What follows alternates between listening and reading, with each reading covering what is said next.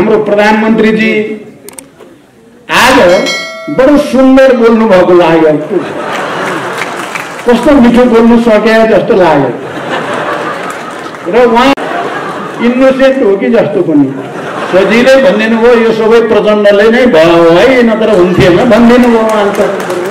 एउटा कुरा मैले बोल्नुपर्ने भयो, यहाँ एमसीसी राष्ट्रघाती अरू कुराबाट आएको थियो, यहाँ एमसीसी राष्ट्रघाती भन्ने राष्ट्रघाती मैले पढाएको छ कि छैन त्यो पनि थाहा छैन मलाई त। पहिले पढ्नु गयो एमसीसी कहाँ छ राष्ट्रघाती, मैले हेर्नु राष्ट्रघाती गएको थिएँ मैले, म पनि चाहन्छु राष्ट्रघाती गएको कि म पनि नेपाल प्रधानमन्त्री हो, नेपालको राष्ट्र खिलाफमा जाउँदा मैले म पनि प्रजाको लडेको राष्ट्रको लड्नलाई मान्छे हो कि राष्ट्रघात काम गर्नु राष्ट्रघाती सैनिक किन गर्नु। त्यस कारण चाहिँ हामी विश्वास चाहिँ एउटा कुरा के छ भने यस सन्दर्भमा सबै पढ्नुहोस्, अध्ययन गर्नुहोस् र हाम्रो विश्वास सफल हुँदैछ। प्रचण्डजीहरूसित अरू नेताहरूसँग छलफल गरिरहेका छौँ। यो एमसीसी चाहिँ एकदमै चाहिँ यो चाहिँ नेपालको हितमा छ। सित्तै आएको पैसा हो यो, हेर्नुहोस् सित्तै आएको पैसा चाहिने भन्छ।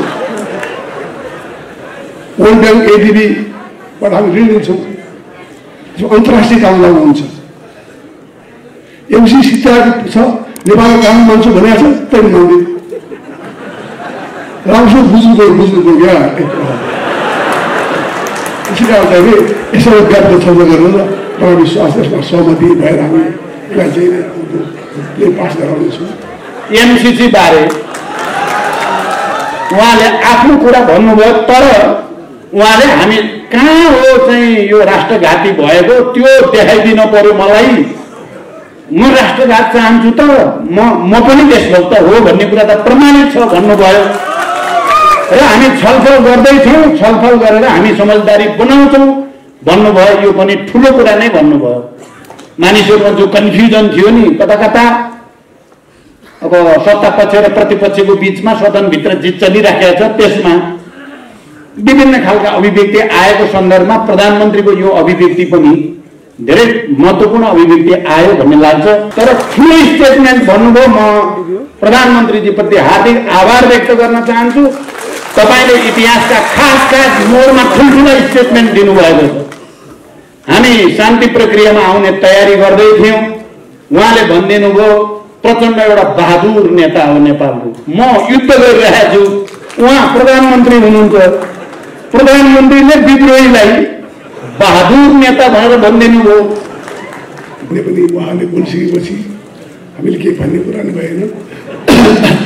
अत्यन्त महत्त्वपूर्ण महाभियोग भएको छ।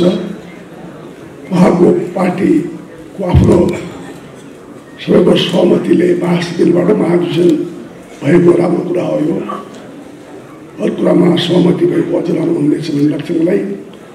अर्को पार्टीमा पनि जान्ने हुने कुरा छैन। अहिले चाहिने पुष्पकमल दाहालजी धेरै ठुलो नेपालको राजनीतिमा ठुलो योगदान दिनुभएको छ।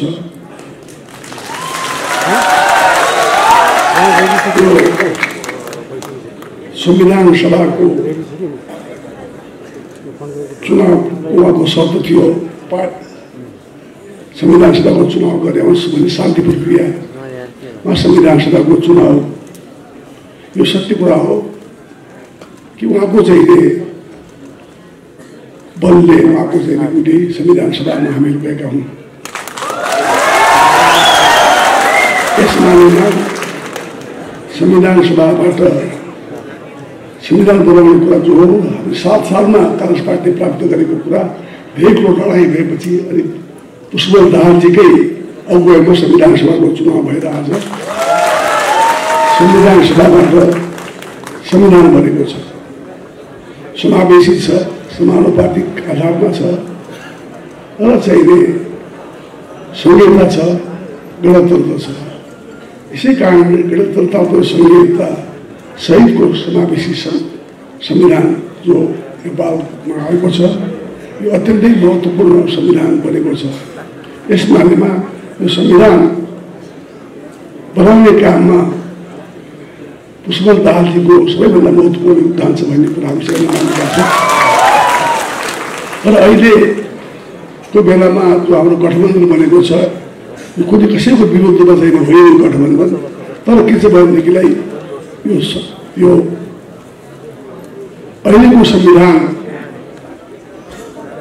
चाहिँ जो संसद पुरा टर्म चलोस्, बिचमा संसद भङ्ग मन पर्यो भङ्ग नहोस्, संविधान चाहिँ बिचमा संसद भङ्ग नभएर पुरा टर्म चलोस् भन्ने पूरी उद्देश्य के साथ संविधान बनाएको जस्तो लाग्छ। म पनि संविधान सभाको मेम्बर थिएँ, संविधान बनाउने कामहरू पनि केही न केही भएको योगदान छ।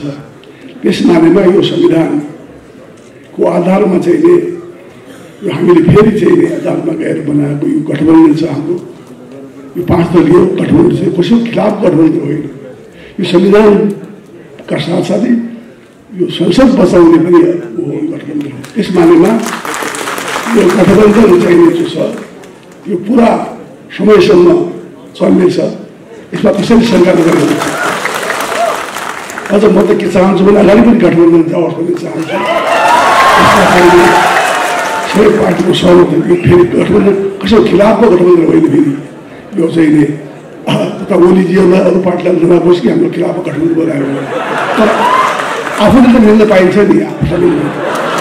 यसको लागि कुराहरू अरू चाहिने कुराहरू तपाईँहरूका अब यो एजेन्डाहरू छन् होला, छलफल व्यापक हुने नै छ भन्ने विश्वास छ मलाई। मैले अघि भनिसकेँ प्रचण्डजीको धेरै ठुलो योगदान छ यो संविधान बनाउने काममा लेखिन्छ, शान्ति प्रक्रियामा पनि। अब शान्ति प्रक्रियाका केही कुराहरू बाँकी छन्, मलाई विश्वास छ यस हामी शान्ति प्रक्रियालाई पुरा गराएर चाहिँ यो टिआरसी ट्रुथ एन्ड रिकन्सिलिएसन कमिसनदेखि लिएर डिसेपेरेन्स कमिटीबाट जो छ त्यो छिटै चाहिँ यसको समाधान गरेर सदाका लागि स्थायी शान्ति जानेछु, यसमा विश्वास ल्याउन चाहन्छु। अब कुराहरू मलाई धेरै गर्नु छैन, त एउटा कुरा मैले बोल्नुपर्ने भयो यहाँ एमसिसी राष्ट्रघाती ल्याउँदाखेरि म अरू कुराबाट आएको थिएँ। यहाँ एमसिसी राष्ट्रघाती भन्ने राष्ट्रघाती मैले पढाएको छ कि छैन त्यो पनि थाहा छैन मलाई। त पहिले पढ्नु गयो एमसिसी कहाँ छ राष्ट्रघाती, मैले हेर्नु राष्ट्रघात दिएको थिएँ। म पनि चाहन्छु राष्ट्रघात दिएको कि म पनि नेपाल प्रधानमन्त्री हो, नेपालको राष्ट्र खिलाफमा जाउँला मैले म प्रचार गरेको राष्ट्रको लडाइँ मान्छे हो कि राष्ट्रघात काम गर्नु मैले राष्ट्रघाती सैनिक किन गर्नुला। त्यस कारण चाहिँ नै हामी यसमा चाहिँ नै एउटा कुरा के छ भने यस सन्दर्भमा सबै पढ्नुहोस्, अध्ययन गर्नुहोस् र हाम्रो विचार छलफल हुँदैछ। प्रचण्डजीहरूसित अरू नेताहरू छलफल गरिरहेका छौँ। यो एमसिसी चाहिँ एकदमै चाहिँ यो चाहिँ नेपालको हितमा छ। सित्तै आएको पैसा हो यो, हेर्नुहोस् सित्तै आएको पैसा चाहिने भन्छ। वर्ल्ड ब्याङ्क एडिबीबाट हामी ऋण लिन्छौँ, अन्तर्राष्ट्रिय काम लागु हुन्छ। एमसिसी सित्तै आएको छ, नेपालको कानुन मान्छु भनेको छ, त्यही मान्दैन। राम्रोसँग बुझ्नु क्या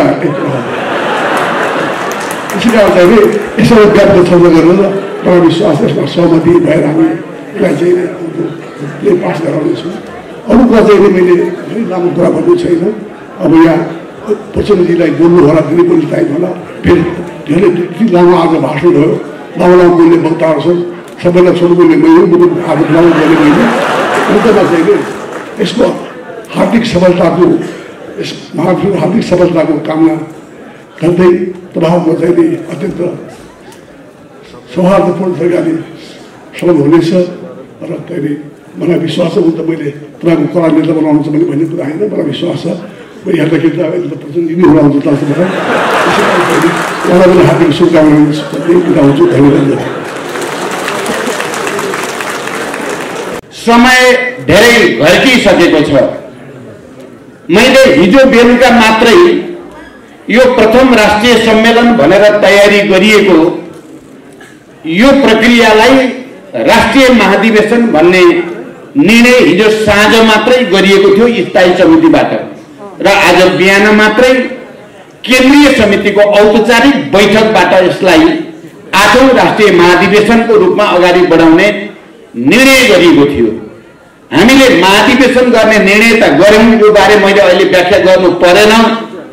तर महाधिवेशन हुनको लागि कम्तीमा पनि देशका सबै प्रमुख राजनीतिक दलका नेताहरूको उपस्थिति र उहाँहरूको कम्तीमा शुभकामना आवश्यक हुन्छ।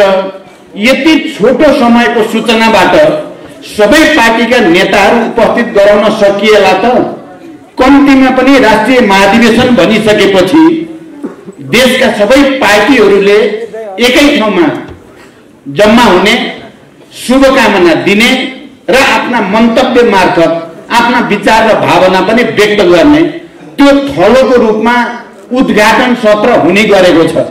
हाम्रो अहिले जति पनि महाधिवेशनहरू भए ती सबै पार्टीका महाधिवेशनहरू करिब करिब त्यही रूपमा सम्पन्न भएका छन् र पछिल्लो नेपाली कांग्रेसको महाधिवेशनमा पनि त्यही रूपमा त्यसको प्रस्तुत भयो र एकजना भारतीय नेताले त महाधिवेशनमा बोल्दै गर्दा बडो सुखद आश्चर्य उहाँले व्यक्त गर्नुभयो। यस्तो त मैले संसारमै देखेको थिइनँ, यो त नेपालमै देखियो। सबै पार्टीहरू के सत्ता पक्ष के प्रमुख प्रतिपक्ष सबै पार्टीहरू के यो विचारको के त्यो विचारको के यो दर्शनको सबै एकै ठाउँमा छन्। एउटा आश्चर्य। दोस्रो आश्चर्य, यति धेरै प्रधानमन्त्री भन्नुभएको थियो उहाँले। त्यति बेला हामी प्रधानमन्त्रीको पनि त्यहाँ ठुलै लाइन थियो, यति प्रधानमन्त्री एउटै मञ्चमा भन्ने थियो। त्यसकारण मैले यति छोटो अवधिमा सबै पार्टीका नेताहरूको समय मिल्ला नमिल्ला भन्ने एउटा चिन्ता हामीलाई थियो। तर छोटै समयको सूचनामा पनि सम्माननीय प्रधानमन्त्रीजीदेखि सबै पार्टीका नेताहरू, यद्यपि कोही प्रमुख नेता बाहिर भएको हुनाले उपस्थित हुन नसकेको कुरा पनि यहाँ जानकारी भइसकेको छ, सबैको उपस्थिति भयो र यति लामो समयसम्म हामी झन्डै 3-3:30 बजेदेखि अब 7 बज्न लाग्यो, यत्रो समयसम्म सबै नेता साथीहरू धैर्यतापूर्वक बस्नु भएको छ। म उहाँहरू सबैलाई केन्द्रीय समितिको तर्फबाट, हाम्रो पार्टीको तर्फबाट, यो महाधिवेशनको उद्घाटन सत्रको तर्फबाट पनि हार्दिक धन्यवाद भन्न चाहन्छु र तपाईहरुले दिएको ऊर्जालाई, हाम्रो पार्टीले तपाईहरुले दिएको अभिव्यक्तिलाई हाम्रो पार्टी र यो महाधिवेशनले गम्भीरतापूर्वक लिनेछ भन्ने विश्वास पनि म तपाईहरुलाई दिलाउन चाहन्छु। दोस्रो कुरा मेरो कहाँ ध्यान आकर्षित भएको छ भने, हुन त माओवादी पार्टीको महाधिवेशन भएर हो कि आज जति पनि नेताहरूले बोल्नु भयो बडो जीवन्त रूपले बोल्नु भयो भन्ने मलाई महसुस भयो।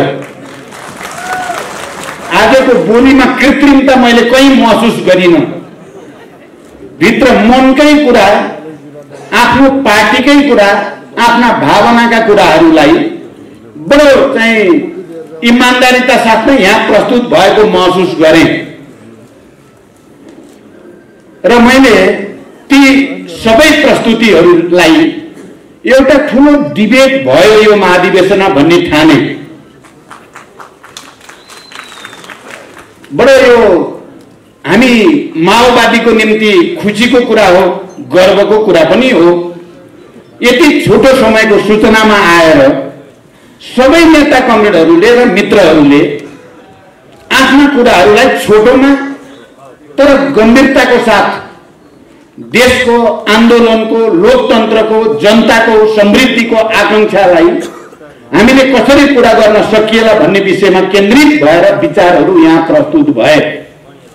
तपाईहरुले यो हाउसले मलाई लाग्छ सबै नेताहरूले बोल्दा तपाईहरुले ताली लगाउनु भयो। म बडो गम्भीरतापूर्वक तपाईहरुलाई पनि हेरिरहेको थिएँ। तपाईहरुले विचार मिल्ने नेताले बोल्दा पनि नमिल्ने नेताले बोल्दा पनि ताली लगाइ नै राख्नु भयो। किन ताली लगाउनु भयो भन्दा यो एउटा ग्रेट डिबेट ठान्नु भयो तपाईहरुले। महाधिवेशनको एउटा ठुलो भाग सफल भइसक्यो र यो महाधिवेशनको ग्रेट डिबेटको सुरुवात गराउने, महान बहसको सुरुवात गराउने देशका सबै नेताहरूले जो भूमिका खेल्नु भयो, यसको निम्ति पनि म पार्टीको तर्फबाट र यो महाधिवेशन हाउसको तर्फबाट तपाईहरुले पटक पटक लगाएको तालीको प्रतिनिधित्व गरेर म सबै नेताहरूलाई फेरि हार्दिक बधाई र धन्यवाद भन्न चाहन्छु। मैले के महसुस गरेँ भने यो महाधिवेशन हामीले छोटो समयमा सम्मेलनलाई महाधिवेशन भनिए पनि र भोलिदेखि बन्द सेसनमा हामीले कसरी प्रस्तुत हुने भन्ने कुराको दिशानिर्देश यहाँ भइसक्यो। यहाँ एकजना नेताले भन्नुभयो यो महाधिवेशन माओवादी केन्द्रको मात्रै महाधिवेशन हुने छैन, यो महाधिवेशनले लिने निर्णय, यसका संकल्पहरू, यसका कार्यदिशाहरूले देशकै राजनीतिलाई महत्त्वपूर्ण प्रभाव पार्नेछ। त्यस अर्थमा यो महाधिवेशनतिर सिङ्गो देशले गम्भीरतापूर्वक हेरेको छ। यो हेरेको छ सिङ्गो देशले भन्ने कुराको एउटा सजीव प्रमाण त नेताहरूको उपस्थिति र उहाँहरूको अभिव्यक्ति नै हो। यहाँ राप्रपाको तर्फबाट देखि उहाँले भन्नुभयो हाम्रो त भिन्नै विचार हो भन्दा भन्दै पनि राष्ट्रिय स्वाधीनता र राष्ट्रवादको पक्षमा राष्ट्र सर्वोपरि हो भन्ने कुरामा हामी सबै नेपाली र सबै नेपालका राजनीतिक दलहरूको सहमति छ भन्ने कुरा पनि भन्न छुटाउनु भएन। आज मैले सीपीजीले पहिला त सीपीजीले प्रस्तुत गर्दा हुन त उहाँले आफ्नो विचार बडो चाहिँ खुला ढङ्गले नै राख्ने गर्नुहुन्छ। कहिलेकाहीँ अलि राखेको तितो हो कि जस्तो त लाग्छ, तर पनि उहाँले राख्नुहुन्छ। आज चाहिँ मलाई उहाँले राखेको पनि तितो लागेन। उहाँले पनि बडो गम्भीर ढङ्गले माओवादी अगाडि के चुनौती छन्, यसको सामना गर्न सक्छ कि सक्दैन माओवादी केन्द्रले, यस देशको अगाडिका समस्याहरूको समाधान हुन्छ कि हुँदैन भनेर राख्नुभयो। मलाई बडो चाहिँ गम्भीर लाग्यो र मैले उहाँले बोलिसकेपछि भने तपाईले बोलेर नोट गर्नु भएको त्यो नोट दिनुहुन्छ मलाई भने मैले उहाँले भन्नुभयो म त्यसलाई साफी गरेर दिन्छु भन्नुभएको छ। म उहाँलाई पनि विशेष धन्यवाद भन्न चाहन्छु। अनि हामी सँगै धेरै लामो समयसम्म काम गरेका कमरेड सीपी गजुरेल, उहाँले आज जुन ढङ्गले प्रस्तुत गर्नुभयो र तपाईँ कमरेडहरूले उहाँको प्रस्तुतिमा जस्तो प्रतिक्रिया दिनुभयो, मैले यसलाई पनि एउटा ठुलो ऐतिहासिक सन्दर्भ सहितको सकारात्मक सन्देशको रूपमा लिएको छु। म कमरेड सीपी गजुरेललाई पनि धन्यवाद भन्न चाहन्छु। मैले अहिले लामो व्याख्या गरेर समय लिन्न, मैले प्रधानमन्त्रीजीलाई भने म छोटो बोल्छु, अरू साथीहरूलाई पनि भनेको छु म छोटो बोल्छु। म विस्तारपूर्वक त भोलि बन्द सत्रमा बोलाउँला हाम्रो विचार, रणनीति, कार्यनीति, सिद्धान्त, संगठनको बारेमा। तर आज हामीले यो महाधिवेशनबाट गर्न चाहेको कुरा हामीले एउटा चाहिँ आत्मसमीक्षा नै हो, आत्मआलोचना नै हो। हामी शान्ति प्रक्रियामा आएपछि कहाँ कहाँ चुक्यौं, विचारको क्षेत्रमा, संगठनको क्षेत्रमा, संरचनाको क्षेत्रमा, रणनीतिक कार्यनीतिमा कहाँ चुक्यौं। र म यति चाहिँ अहिले सुरुमै भन्न चाहन्छु र यो प्रस्तावमा सबभन्दा धेरै आत्मसमीक्षा मैले मेरै गरेको छु।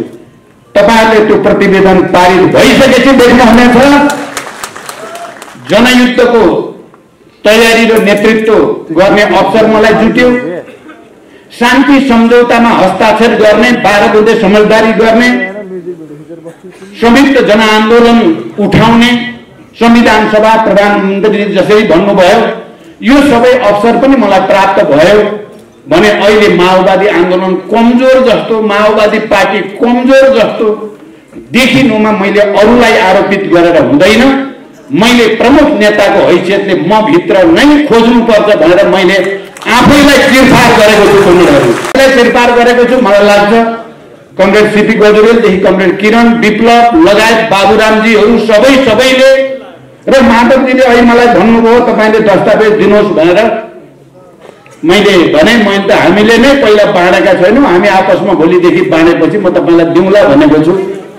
मलाई लाग्छ यसले हामी सबैलाई, खालि माओवादीलाई मात्रै होइन, नेपालमा साँचो अर्थमा कम्युनिस्ट आन्दोलनलाई बलियो बनाउन चाहने, समाजवादी अभियानलाई साँचो अर्थमा अगाडि बढाउन चाहनेहरू सबैलाई एउटा उत्प्रेरणा दियोस् भन्ने उद्देश्यको साथ यो महाधिवेशनमा हामी प्रस्तुत हुँदैछौँ। म सबै नेतागण र सम्पूर्ण प्रतिनिधि साथीहरूलाई सुरुमै यो जानकारी गराउन चाहन्छु र तपाईहरु सबै पनि गम्भीर आत्मसमीक्षा सहित नयाँ ढङ्गले जनतामा प्रस्तुत हुने र जनता र राष्ट्रको बृहत्तर हितको निम्ति आफूलाई समर्पित गर्ने हिसाबले यो महाधिवेशनमा प्रस्तुत हुनुहुनेछ र अहिले जसरी यो उद्घाटन सत्रमा विभिन्न विचार कोणहरूबाट देश र जनताको निम्ति कुराहरू राखिएको छ त्यसलाई चिन्तन मनन गर्नुहुनेछ म यो पनि भन्न चाहन्छु। अनि त्यसको साथै आजको एउटा महत्त्वपूर्ण मैले महसुस गरेँ। हुन त बिहान मेरो कमरेड केपी ओलीसँग पनि कुरा भएको थियो फोनमा। उहाँ झापामा हुनुहुँदो रहेछ, उहाँले भनेको त्यही थियो जे अहिले कमरेड शङ्कर पोखरेलले भन्नुभयो महासचिवको हैसियतमा। म त्यहाँ काठमाडौँमा भए म आइहाल्थेँ, पूर्व निर्धारित कार्यक्रम छ, तपाईँहरूले सम्मेलनमा कोही अरू नेता नबोलाउने भएको हुनाले मैले यता कार्यक्रम बनाएँ भन्नुभयो। सक्नुहुन्छ भने आउनुहोस् 12-1 बजे 2 बजेसम्म आए पनि हुन्छ भनेको थिएँ मैले। तर उहाँले भन्नुभयो म महासचिव पठाउँछु भन्नुभयो। साँच्चै महासचिव आउनुभयो। महासचिवको हैसियतले उहाँले जे कुरा राख्नुभयो त्यो पनि मलाई लाग्छ हामी सबैको लागि मनोनियोगकै कुरा नै उहाँले राख्नुभयो। र सबैभन्दा मलाई मन परेको कुरो भित्र के हो भने हामीले पार्टी एकता गरेर गल्ती गरेका थिएनौँ। म कमरेड शङ्कर पोखरेल र उहाँ मार्फत सिङ्गो नेकपा एमालेका साथीहरूलाई भन्न चाहन्छु हामीले गल्ती गरेका थिएनौँ। फेरि एकचोटि आत्मसमीक्षा गरौँ, कहाँ थियो त गल्ती? के कारणले हामी दुई ठाउँमा हुन पुग्यौँ? के कारणले त्यत्रो सपना हामीले आफैले भत्कायौँ? त्यसको समीक्षा गरौँ। हामीले गल्ती गरेका थिएनौँ, हाम्रो उद्देश्य गलत थिएन। हामीले यो देशलाई स्थायित्व र समाजवादतिर लैजाने सपना पुरा गर्ने उद्देश्य राखेका थियौँ। जुन स्पिरिटमा राख्नु भएको छ हाम्रो लागि पनि त्यो चिन्तन मनन गर्न लायक छ। म अहिले यहाँ कुरा भइसक्यो, यो उद्घाटन सत्र हो। यहाँ वाद विवाद र बहस भन्दा पनि आफ्ना विचार सकारात्मक ढङ्गले प्रस्तुत गर्ने र यो अधिवेशनलाई एउटा पार्टीको मात्रै राष्ट्रिय अधिवेशन होइन, यो देशकै राष्ट्रिय अधिवेशन बन्न सकोस् भन्ने जो शुभकामना आएको छ म सबैलाई धन्यवाद भन्न चाहन्छु। साथै हामी यो माओवादीको मात्रै होइन, यो देशलाई नै एउटा नयाँ दिशा, एउटा नयाँ उत्साह, एउटा नयाँ प्रतिबद्धता, कमिटमेन्ट दिने अधिवेशन बन्न सकोस् भनेर हामी चाहेका छौँ। यसमा तपाईँहरू सबैले राख्नुभएका कुराहरू हाम्रो लागि प्रेरणा बनेका छन्। मैले त्यसलाई त्यही रूपमा ग्रहण गरेको छु र मलाई लाग्छ यो हाउसले पनि त्यसरी नै ग्रहण गरेको छ।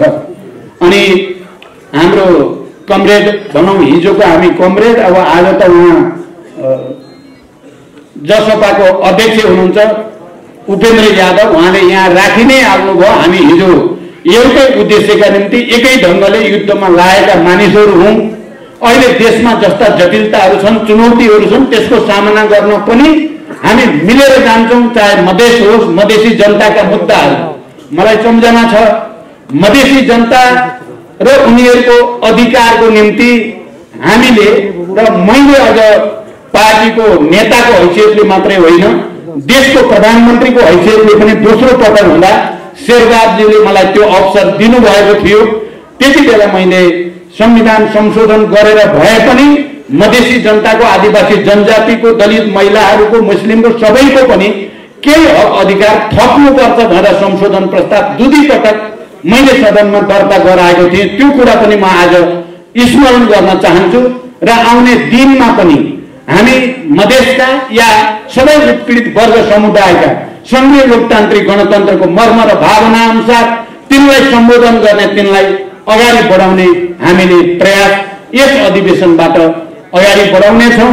मलाई विश्वास छ त्यसले जनतासँग हाम्रो सम्बन्ध अलिकति लुज भएको, खुकुलो भएको सम्बन्धलाई आजको उद्घाटन समारोहका अभिव्यक्तिहरूले र हामीले यो महाधिवेशनमा गर्ने छलफल, बहस र निष्कर्षहरूले फेरि जीवन्त रूपमा अगाडि ल्याउनेछ भनेर विश्वास पनि म व्यक्त गर्न चाहन्छु। र म कमरेड उपेन्द्र यादव, फेरि कमरेड भन्न आयो, त्यो पुरानो बिर्सिएकै छैन, त्यो बिर्सिनै सकिँदैन। अनि त्यसपछि कमरेड माधव कुमार नेपालले जे अभिव्यक्ति दिँदै आउनु भएको छ र आज पनि जे दिनुभएको छ म उहाँलाई पनि विशेष रूपले धन्यवाद भन्न चाहन्छु। पार्टीमा विचारको निम्ति, सुशासनको निम्ति, जनताको समृद्धिको आकांक्षा पूरा गर्नको निम्ति दिन दुखी गरिबहरूलाई कसरी राहत दिन सकिएला भन्ने विषयमा हामीले बडो नजिक भएर काम गर्यौं। हामी सफलै थियौं भन्ने लाग्छ मलाई।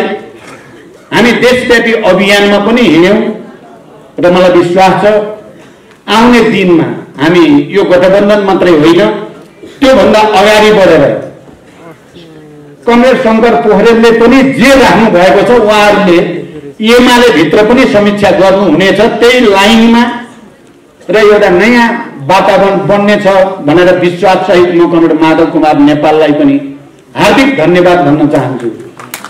र अन्तिममा वक्ताको अब हाम्रो पार्टीकै साथीहरूले बोलेको कुरामा त कमरेड नारायण काजी श्रेष्ठ, कमरेड मातृका यादव त हाम्रो पार्टीकै लाइन बोल्नुभयो, त्यसको बारेमा मैले धन्यवाद भनिराख्न पनि परेन। उहाँहरूले बोल्नु पर्थ्यो त्यही बोल्नुभयो। अब बडो संक्षिप्त बोल्ने हाम्रो प्रधानमन्त्रीजी आज बडो सुन्दर बोल्नु भएको लाग्यो। कस्तो मिठो बोल्नु सके जस्तो लाग्यो र उहाँ इनोसेन्ट हो कि जस्तो पनि सजिलै भनिदिनु भयो यो सबै प्रचण्डले नै भयो है नत्र हुन्थेन भनिदिनु भयो उहाँले। तर ठुलो स्टेटमेन्ट भन्नुभयो। म प्रधानमन्त्रीजी प्रति हार्दिक आभार व्यक्त गर्न चाहन्छु। तपाईले इतिहासका खास मोडमा ठुल्ठुला स्टेटमेन्ट दिनुभएको छ। हामी शान्ति प्रक्रियामा आउने तयारी गर्दै थियौं। उहाँले भनिदिनु भयो प्रचण्ड एउटा बहादुर नेता हो नेपालको, म युद्ध गरिरहेको छु। उहाँ प्रधानमन्त्री हुनुहुन्छ, प्रधानमन्त्रीले विद्रोहीलाई बहादुर नेता भनेर भनिदिनु भयो। बडो सहज ढङ्गले भन्नुभयो तर त्यसको जबरजस्त प्रभाव देशमा पर्यो। हेर्दाखेरि सानो हो स्टेटमेन्ट तर त्यसको असर एउटा प्रधानमन्त्री जस्तो हैसियतको व्यक्तित्वले विद्रोही नेतालाई बहादुर, सानो कुरा होइन। पछिल्लो पटक हामी प्रधानमन्त्री लेनदेन गर्यौं, आलो पालो गर्यौं हामी केही समय। मैले जति बेला जे गर्ने भनेर उहाँको र मेरो सहमति भएको थियो मैले त्यति बेला त्यसरी नै मैले प्रधानमन्त्री छोडेर उहाँलाई प्रधानमन्त्री प्रस्तावित गरेँ। उहाँले संसदको मञ्चबाट सम्बोधन गर्नुभयो र भन्नुभयो बडो सजिलै भन्नुभयो प्रचण्ड चाहिँ राजनेता नै रहेछ, राजनेता भेटी हो भन्नुभयो। उहाँले सजिलै भन्नुभयो तर ठुलो स्टेटमेन्ट भन्नुभयो। उहाँले स्टेटमेन्ट त ठुलो हो नि, धेरै ठुलो स्टेटमेन्ट भन्नुभयो। आज बडो इमानदारीका साथ आजको परिवर्तनको निम्ति, संविधान सभाको निम्ति, संघीय लोकतान्त्रिक गणतन्त्रको निम्ति, शान्ति सम्झौताको निम्ति माओवादीको भूमिका, त्यसको नेतृत्वको हैसियतले प्रचण्डको भूमिका बारे जे भन्नुभयो मैले साँच्चै हृदयदेखि आभार व्यक्त गर्न चाहन्छु। मलाई अलिअलि डर लागेको छ। अलिअलि डर के लागेको छ भने कङ्ग्रेसभित्र उहाँले अलिकति आलोचना खेप्नु पर्नु त होइन अहिले, तर मलाई लाग्छ उहाँ धेरै अनुभव हासिल गरिसक्नु भएको छ। त्यो सानातिना आलोचना र विरोधले उहाँको छाला धेरै डर भइसक्यो। उहाँले सजिलै भनिदिनु भयो गठबन्धन चाहिँ कुनै हालतमा म त चाहन्छु परैसम्म लैजाने, चुनाव पछि पनि भनिदिनु भयो। यहाँ सजिलै सुन्न चाहेको कुरा त्यही थियो उहाँको मुखबाट, गठबन्धन जान्छ भनिदिनु भयो। त्यो पनि ठुलो स्टेटमेन्ट भन्नुभयो उहाँले। हामी सबैलाई चाहिएकै त्यही हो। अब अर्को कुरा त उहाँले आफ्नो विचार भन्नुभयो, त्यो स्वतन्त्रता उहाँलाई छ। एमसीसी बारे उहाँले आफ्नो कुरा भन्नुभयो तर उहाँले हामी कहाँ हो चाहिँ यो राष्ट्रघाती भएको त्यो देखाइदिन पर्यो मलाई। म राष्ट्रघात चाहन्छु त म पनि देशभक्त हो भन्ने कुरा त प्रमाणित छ भन्नुभयो। र हामी छलफल गर्दैछौँ, छलफल गरेर हामी समझदारी बनाउँछौँ भन्नुभयो। यो पनि ठुलो कुरा नै भन्नुभयो। मानिसहरूमा जो कन्फ्युजन थियो नि कता अब सत्ता पक्ष र प्रतिपक्षको बीचमा सदनभित्र जे चलिराखेको छ त्यसमा विभिन्न खालका अभिव्यक्ति आएको सन्दर्भमा प्रधानमन्त्रीको यो अभिव्यक्ति पनि धेरै महत्त्वपूर्ण अभिव्यक्ति आयो भन्ने लाग्छ। र म अन्तिममा अलिकति मात्रै यो महाधिवेशनमा के हुँदैछ भन्ने कुराको चित्र, हुन त कमरेड जनार्दनले अलि पुरै पिक्चरै भनोस् जस्तो गर्नुभयो। अब अहिले पिक्चर भनेर हामी सबै भोक पनि लागिसक्यो, थकाइ पनि लागिसक्यो। यत्रा नेताहरूलाई शास्ति नै भइसके जस्तो लाग्छ, मलाई त डर लाग्छ। अब दिनु छैन। हामीले अहिले के गर्न खोज्दैछौँ भन्ने कुराको टु द पोइन्ट भन्ने हो भने एउटा हामी अन्तर्राष्ट्रिय परिस्थितिको अलिक गम्भीर ढङ्गले अध्ययन र समीक्षा गर्दैछौँ। समाजवाद र पुँजीवादका बीचको यति बेलाको विश्व प्रवृत्तिहरूमा अर्थतन्त्रको कहाँ पुगेको छ, उत्पादक शक्तिको विकास भन्ने बारेमा, मानिसहरूको बीचको उत्पादन सम्बन्धको स्थिति के छ भन्ने बारेमा अलि मेहनत गरिएको छ र त्यसलाई नयाँ सिराबाट निष्कर्ष दिने कोसिस गरिएको छ। एक। दुई, नेपालको ऐतिहासिक पृष्ठभूमि सहित हामी कहाँ आइपुगेका छौँ, नेपाल हाम्रो अगाडि के चुनौती छन् र त्यसको सामना कसरी गर्ने भन्ने कुरालाई अलि सविस्तार व्याख्या विश्लेषण गर्दै एउटा निष्कर्ष दिन खोजिएको छ। दुई। तीन, अहिले विज्ञान प्रविधिको साह्रै धेरै विकास भएको छ। खास गरी 1980 देखि यतापट्टि सूचना प्रविधिमा भएको क्रान्ति र यो ग्लोबलाइजेसन भन्ने कुरा र डिजिटलाइजेसन, डिजिटलको युगसम्म आउँदा विज्ञानले साँच्चै एउटा चमत्कारिक विकास गरेको छ। त्यो विज्ञान प्रविधिको विकासको विश्व अर्थतन्त्रमा कस्तो प्रभाव छ, विश्व राजनीतिमा कस्तो प्रभाव छ, मानिसहरूको आपसी सम्बन्धमा कस्तो प्रभाव छ भन्ने कुराको समीक्षा गरिएको छ। र यसले यो विज्ञान प्रविधिले समाजवादलाई अस्वीकार गरेको छ कि समाजवाद चाहिँ नहुने भनेको छ त? यो विज्ञान प्रविधिको विकास र अहिले भूमण्डलीकृत पुँजीवाद भनौँ, जो वित्तीय पुँजीवादको वर्चस्व भएकोहरूको सम्बन्धले धनी र गरिबको खाडल बढेको छ कि घटेको छ भन्ने आकलन हेरिएको छ र धनी र गरिबको खाडल त झन् बढेको छ।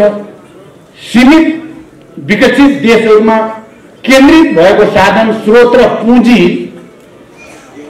चाहिँ र थर्ड वर्ल्ड कन्ट्री भनौँ या अल्प विकसित र विकसित देशमा जो स्थिति छ त्यो दरार निकै भयानक दरार भएको छ। त्यसकारण समाजवाद झन् बढी आवश्यक भएको छ भन्ने निष्कर्ष दिन खोजिएको छ। तेस्रो कुरा। चौथो कुरा, हामीले हाम्रै राजनीतिक विकासको सन्दर्भ ल्याउँदै चाहिँ हामी अब कस्तो कार्यदिशा अन्तर्गत समाजवाद उन्मुख समृद्धि भनेको के हो र त्यो समाजवाद उन्मुख समृद्धि हुँदै सामाजिक न्याय र विकासको नयाँ युगतिर देशलाई लैजाने, यो देशका सबै उत्पीडित वर्ग, जाति, क्षेत्र, समुदायको हक अधिकारलाई संरक्षित गर्ने के उपाय हुन सक्छ भन्ने बारेमा नयाँ र अलिकति परिमार्जित कार्यनीति र रणनीति प्रस्तुत गरिएको छ। चौथो। अर्को चाहिँ अहिलेको दुनियाँमा चाहिँ केही गम्भीर र संवेदनशील विषयहरू अहिले विश्वव्यापी रूपमा उठेका छन्। एउटा त यो पर्यावरण विनाशको समस्या, पृथ्वीको तापक्रममा भइरहेको वृद्धि, जलवायु परिवर्तन, समुद्रको सतह बढ्ने, हिउँ परत पग्लेर समुद्रको सतह बढेर समुद्र वरिपरि भएका देशहरूको अस्तित्व खतरामा पर्ने, यत्रो विकास भयो विज्ञान प्रविधिको भनिएको छ। अब समुद्रभित्रका थुप्रै नस्लका जलचरहरू लोप हुन थाले अनि जमिनमा रहेका पनि थुप्रै स्थानीय नस्लका जीव जन्तुहरू नष्ट हुन थाले। मानिसहरूलाई विभिन्न खालका रोग व्याधिहरू यति व्यापक रूपमा सताउन थाल्यो र विश्वव्यापी आक्रमण पनि बढेको छ। अहिले डायबिटिज, बीपी, क्यान्सर, मुटु, फोक्सो, किडनीका समस्या त आम भएर गए। यति धेरै विकास हुनुमा हाम्रो खाद्यान्न, हाम्रो खाद्य संस्कृति, हाम्रो लगाई खवाई, हाम्रो अहिले विकास भएको सबै जुन आयात निर्यातको स्थिति छ यसको के असर छ त? र यो पर्यावरण विनाशलाई रोक्नको लागि समाजवादीहरूले के भूमिका खेल्न सक्छन् भन्ने कुरालाई विशेष रूपले मेहनत गरेर त्यहाँ एउटा विश्वव्यापी अभियान कसरी छेड्न सकिन्छ त? हामी नेपाल हिमालयको काखमा छौँ, हिउँ पग्लिँदैछ, यसले जलवायु परिवर्तन भयानक रूपले हामी सबैले भोगिसक्यौँ। नआउनु पर्ने बेलामा भयानक बाढी आउँछ, नजानु पर्ने भूस्खलन, भयानक ढङ्गले भूकम्प जान्छ, भूस्खलन हुन्छ। यो सबै प्रक्रियामा यो पुँजीवादी उत्पादन प्रणालीको भूमिका के कति छ त? यो कसै देशहरूले गर्दा भयो? अल्पविकसित र विकासशील देशका जनताले गर्दा भयो भन्दा बिल्कुल होइन। यो विकसित र पुँजीवादी देशहरूकै कारणले भयो। त्यसकारण विश्वव्यापी अभियान चलाउनु पर्छ।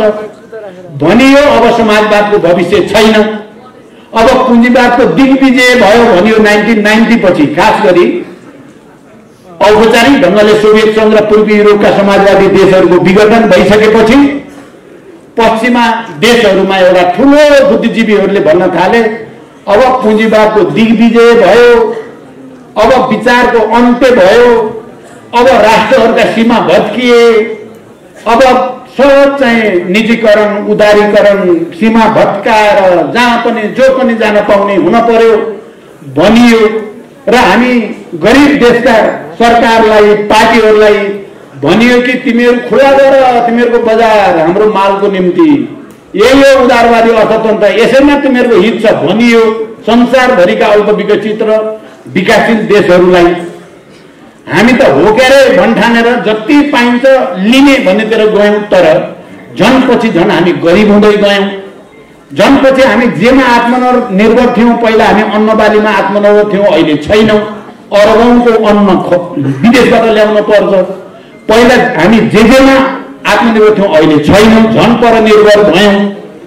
हामीलाई त त्यो प्रेस्क्रिप्सन गर्ने देशहरूले आफ्नै लागि त त्यसो गरेका छैनन्। उनीहरूले आफ्नैलाई त संरक्षण, तपाईँ हेर्नुभयो भने एकदम अब सुपर पावर अमेरिकाले त्यहाँ संरक्षणवादको नीति ल्याएको छ। त्यहाँ कम्पनीहरू टाट पल्टिन लाग्दो जस्तो चाहिँ 1908 देखि जो ठुलो मन्दी आयो, त्यो मन्दी आएपछि त राज्यले यति धेरै चाहिँ अनुदान र ऋण सस्तो दिएर कम्पनीहरूलाई बचाउने काम गर्यो। त्यहाँ शिक्षा स्वास्थ्यमा यति ठुलो लगानी गरेछ। त्यहाँ चाहिँ राज्यले सबै त्यस्ता आधारभूत जनताको कुराहरूको लागि संरक्षणवादको नीति लिने, हामीलाई चाहिँ खुला छोड्देऊ भनेर हामीलाई चाहिँ कङ्गाल बनाउने किन काम भयो भन्ने जस्ता विषयहरू सहित अन्तिममा हामीले के भन्न खोजेका छौँ भने, हामीले यो संविधानमा जे परिकल्पना गरेका छौँ त्यसलाई कार्यान्वयन गर्नको निम्ति पहिला त हामी आफै बदलिनुपर्छ। पहिला त हाम्रो पार्टी नै पहिला बदलिनुपर्छ। हामीले नै आत्मसमीक्षा गर्नुपर्छ र जनतासँग, श्रमसँग जोडिने, उत्पादन कार्यसँग जोडिने एउटा नयाँ संस्कारको हामीले विकास गर्नुपर्छ भनेर शिक्षा, स्वास्थ्य, रोजगारी, पर्यावरणको संरक्षण, प्रकृतिको संरक्षण लगायतका विषयहरूलाई लिएर स्थानीय समुदायको हितलाई प्राथमिकता दिएर उत्पादन, श्रम र सांस्कृतिक रूपान्तरणको अभियान गर्ने र नेता कार्यकर्ताहरू निश्चित अवधि जनतासँग घुलमिल भएर सामूहिक जीवन बिताउने, सँगै खाने, सँगै बस्ने एउटा अर्को चाहिँ भ्रूण, यो ठुलो चमत्कार हुन्छ म भन्दिनँ, तर एउटा भ्रूण दिने भन्ने हाम्रो कोसिस भएको छ। मलाई लाग्छ हामीले भोलि पर्सि हामीले पार्टीमा बहस गरिसकेपछि यो महाधिवेशनबाट निष्कर्ष दिएपछि हाम्रो कोसिस छ यो एउटा सिङ्गै राष्ट्रको निम्ति पनि, सबैको निम्ति पनि एउटा उत्प्रेरणा, एउटा रेफरेन्स, एउटा राम्रो रेफरेन्स बनोस् र देशलाई नै एकताबद्ध गर्न सकियोस्, जनतामा एउटा नयाँ विश्वास पैदा गर्न सकियोस् भन्ने ढङ्गले सोचिएको छ। यही कुरा संक्षिप्तमा राख्दै फेरि एकचोटि सबै नेता साथीहरूलाई र सम्माननीय प्रधानमन्त्रीलाई आभार सहित धन्यवाद व्यक्त गर्दै म यो उद्घाटन समारोह यही समाप्त